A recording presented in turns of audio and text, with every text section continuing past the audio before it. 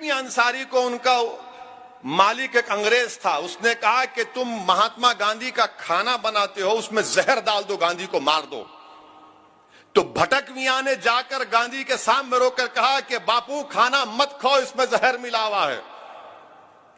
और जब डॉक्टर राजेंद्र प्रसाद चंपारण 1950 में ट्रेन में गए थे, स्टेशन पर उतरे तो उन्होंने फटे कपड़ों में भटक मियां अंसारी को देखकर बुला रही है तो भटक मियां है। गोडसे गोली चलाया गांधी के ऊपर, जान लिया मर, भटक मियां अंसारी ने जहर नहीं दिया गांधी को। अब बोलो कौन वफादार है भारत का? भटक मियां अंसारी भूल गए तुम। अच्छा, हमारे सहाफी जर्नलिस्ट बैठे हैं, बड़ी देर से इंतजार में हैं हमारा भड़काऊ भाषण सुनने के लिए, ताकि इनको कुछ मलाई मिल जाए, इनका काम करना है।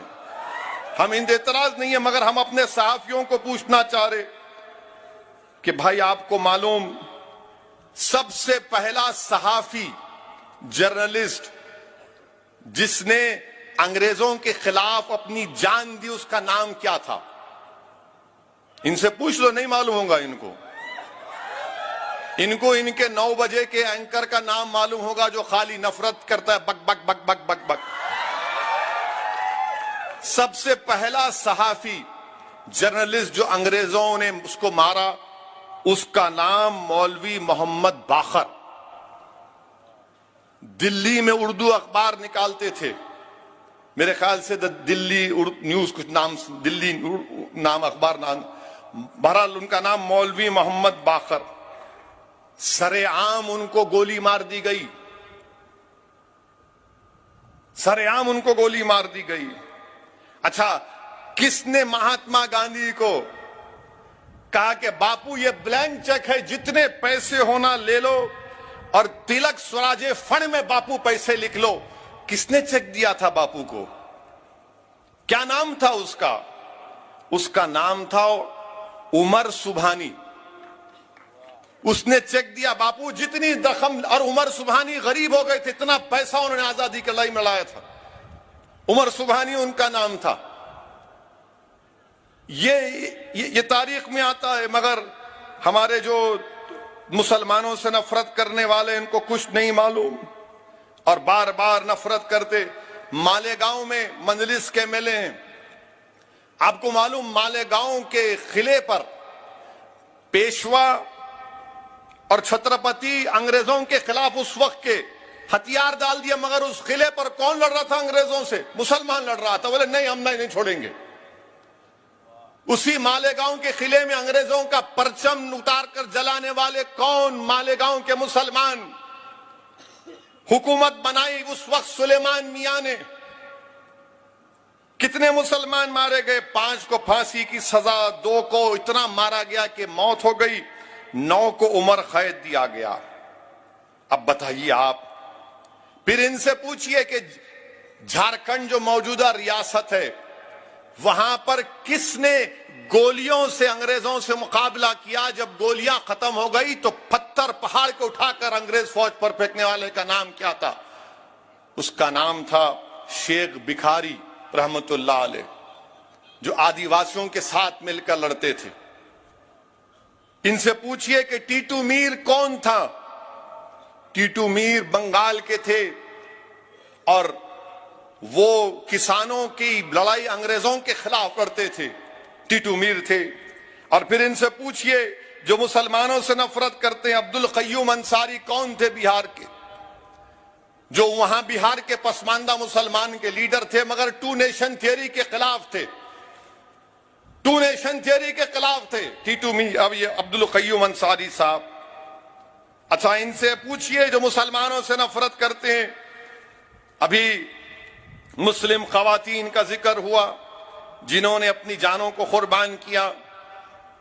थाना भवन शामली के पास है, मगरबी यूपी में। असगरी बेगम कौन थी? असगरी बेगम को जिंदा अंग्रेजों ने जला दिया था, क्योंकि उनके शौहर और वो मिलकर अंग्रेजों के खिलाफ लड़ते थे। असगरी बेगम को जिंदा जला दिया। बेगम हजरत महल अपने बेटे से एक साथ लड़ते लड़ते भागना पड़ा, नेपाल में चले गई, नेपाल चले गई। मेरे अजीज दोस्तों और बुजुर्गों, फिर जब अदम ताउन की तहरीक का ऐलान हुआ महात्मा गांधी की तरफ से, पूछिए इनसे कि कौन सा इंडस्ट्रियलिस्ट था जिसने अपना कारोबार को बंद कर दिया। उसको उस वक्त शुगर किंग बोलते थे, उसका नाम था सबा सिद्दीक। मुसलमान सबा सिद्दीक ने कहा कि महात्मा गांधी और सबने कहा कि अब बंद, अदम ताउन, नॉन कोऑपरेशन में अपना कारोबार को बंद करता हूं। मुंबई में जितने खोजे और मेमन लोग थे उन्होंने कहा कि हम भी कारोबार बंद करते हैं, कारोबार बंद कर दिया। मगर आप तो कारोबार अपना चलाते रहे, आप तो नफरत फैलाते रहे। अच्छा, ये जो मुसलमानों से नफरत करते उनसे पूछिए अल्लाह बख्श कौन था? अल्लाह बख्श कौन था? उनको बोलेंगे अल्लाह बख्श तो अल्लाह अल्लाह ही बोलेंगे, अल्लाह ही बोलेंगे। अल्लाह बख्श के बारे में मालूम ही नहीं। अल्लाह बख्श सिंध का चीफ मिनिस्टर था, जिना के सख्त खिलाफ था अल्लाह बख्श। दिल्ली में आजाद कॉन्फ्रेंस अल्लाह बख्श ने कराई थी। लोग बोलते उस जमाने में लाखों लोग आए थे। अल्लाह बख्श ने धज्जियां उड़ा दी जिन्ना के टू नेशन थ्योरी की। अल्लाह बख्श को जब चर्चिल की तकरीर अल्लाह बख्श ने बरतानिया के हाउस ऑफ कॉमन्स में सुनी कि चर्चिल ने हमारी जंग आजादी का मजाक उड़ाया, तो अल्लाह बख्श को सर का टाइटल, खान बहादुर का खिताब अंग्रेजों ने दिया था। और ओबी कहते हैं ऑर्डर ऑफ ब्रिटिश एम्पायर। तो अल्लाह बख्श ने कहा कि मैं मुंह पर फेंकता हूं अंग्रेजों के, क्योंकि विंस्टन चर्चिल ने हमारे मुजाहिदीन आजादी की तौहीन की। अच्छा, अल्लाह बख्श की हुकूमत को हटा दिया गया, वो चीफ मिनिस्टर नहीं थे अल्लाह बख्श। अब अल्लाह बख्श हटाने के बाद किसकी हुकूमत बनी? किसकी हुकूमत बनी? हिंदू महासभा और मुस्लिम लीग मिलकर हुकूमत बनाए, फिर हमको बोलते हम वफादार नहीं। अल्लाह बख्श को हटा दिए और अल्लाह बख्श के बाद हुकूमत बनी सावरकर की हिंदू महासभा और जिन्ना की मुस्लिम लीग मिलकर हुकूमत बनाए। अब फिर आप हमको बोलते हैं, यह सच्चाई है, इससे कोई इनकार नहीं कर सकता। क्विट इंडिया का जब नारा किसने दिया? यूसुफ मेहर अली ने दिया।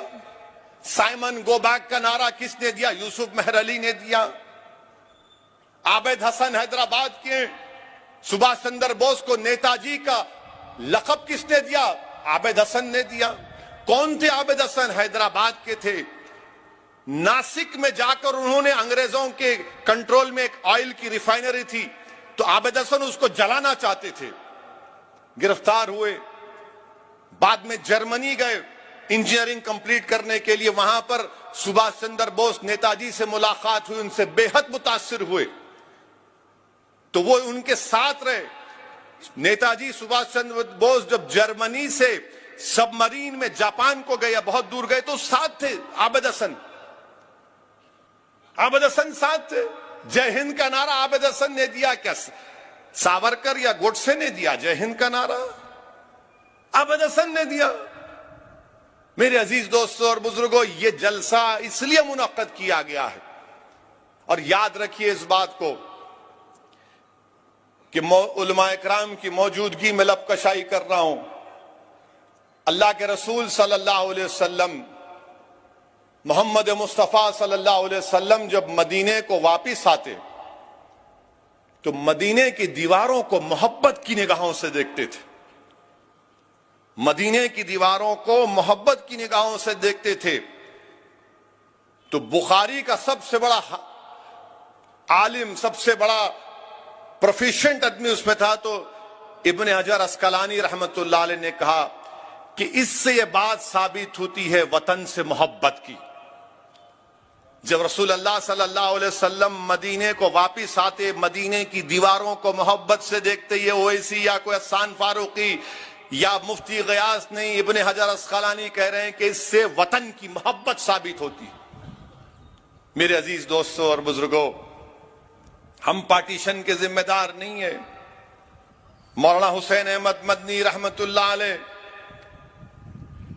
जो किताब लिखी थी मौलाना हुसैन अहमद मदनी रहमतुल्लाह अलैह ने, आज भी अगर आप उस किताब को पढ़ेंगे तो ऐसा लगता है मुत्तहिदा कौमियत और इस्लाम, ऐसा लगता है कि कोई आलिम दीन नहीं लिखा बल्कि कोई पॉलिटिकल साइंटिस्ट वो किताब को लिखा।